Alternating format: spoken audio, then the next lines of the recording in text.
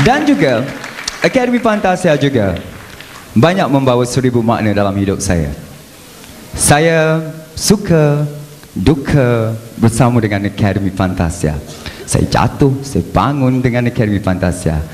Saya disanjung, saya dikeji, saya diejek dan saya diketawakan dan saya dipuja. Terima kasih. Kerana bagi saya perjalanan sebenarnya tidak akan jadi seronok kalau tiada kritikan, kalau tiada teguran. Terima kasih saya ingin ucapkan secara pribadi kepada anda semua kerana terus menyokong saya sebagai pengacara Akademi Fantasia. Dan ialah seperti manusia yang lain juga, yang buruk datangnya dari saya, yang baik tentunya dari Yang Maha Esa.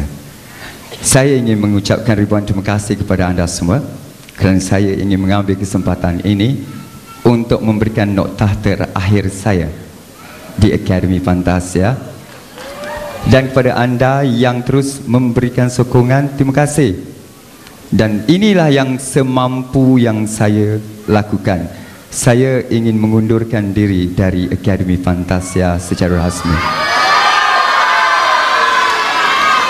Saya terpaksa mengucapkan yang ini kerana ada spekulasi daripada awal lagi. Asni tersingkir, Asni akan digandingkan, Asni akan tidak. Itu semua tidak menjadi apa-apa kepada saya.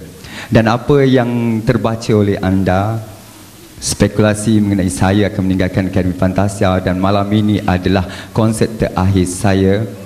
Ya, saya akan meninggalkan Akademi Fantasia.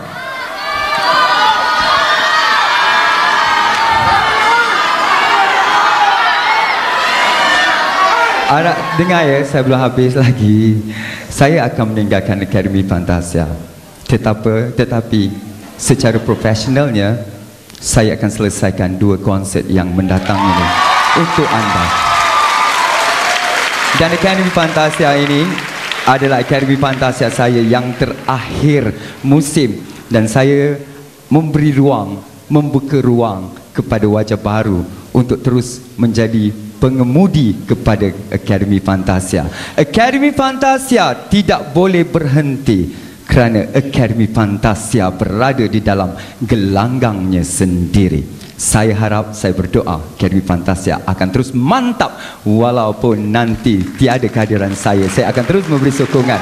Yang pasti, saya akan meneruskan kerja saya untuk 2 konsert yang akhir ini. Jadi berilah saya ruang untuk bernafas, berilah saya ruang untuk berkarya, dan saya akan cuba melakukan yang terbaik untuk anda semua yang tersayang.